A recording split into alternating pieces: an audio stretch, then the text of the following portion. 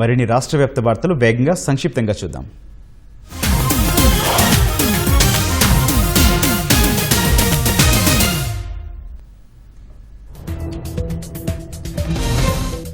సచివాలయంలో స్వాతంత్ర దినోత్సవ వేడుకలు ఘనంగా నిర్వహించారు. సీనియర్ ఐఏఎస్ అధికారి శ్యామలారావు బ్లాక్ 1పై జాతీయ జెండాను ఎగురవేశారు. సహచర అధికారులు ఉద్యోగులకు శుభాకాంక్షలు తెలిపారు.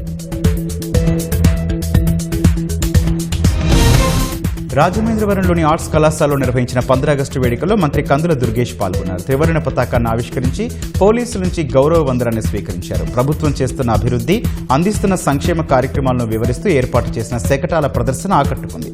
విద్యార్థుల సాంస్కృతిక కార్యక్రమాలు ప్రత్యేక ఆకర్షణగా నిలిచాయి. అనంతపురం జిల్లా కళ్యాణదుర్గంలో ఎమ్మెల్యే సురేంద్రబాబు ఆధ్వర్యంలో స్వాతంత్ర దినోత్సవ వేడుకలు ఘనంగా నిర్వహించారు. సురేంద్రబాబు ముందుగా గాంధీజీ, సుభాష్ చంద్రబోస్ చిత్రపటాలకు పూలమాలలు వేసి నివాళులర్పించారు. అనంతరం జాతీయ జెండాను ఆవిష్కరించారు. ఎందరో త్యాగాల వల్ల మనకు స్వేచ్ఛ లభించిందని సురేంద్రబాబు తెలిపారు.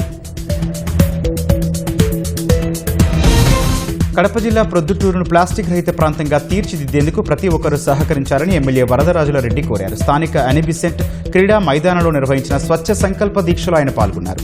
ప్లాస్టిక్ లేని పట్టణంగా ప్రొద్దుటూరును మార్చేందుకు మున్సిపల్ కమిషనర్ శ్రీనివాస విశ్వనాథ్ సంకల్పించారని తెలిపారు. ప్లాస్టిక్ అరికట్టాలని పిలుపునిస్తూ అధికారులు ప్రజలతో ప్రతిజ్ఞ చేయించారు. గిరిజనుల అభివృద్ధి కోసం కూటమి ప్రభుత్వం కృషి చేస్తోందని ఎర్రగొండపాలెం నియోజకవర్గ టీడీపీ ఇన్ఛార్జ్ ఎరిక్షన్ బాబు తెలిపారు. మార్కాపురం జిల్లా ఎర్రగొండపాలెంలోని యూత్ ట్రైనింగ్ సెంటర్ వద్ద ఐటీడీఏ శ్రీశైలం ప్రాజెక్టు ఆధ్వర్యంలో శిక్షణ పూర్తి చేసుకున్న 96 మంది గిరిజన మహిళలకు కుట్టు మిషన్లు, ధృవపత్రాలు పంపిణీ చేశారు.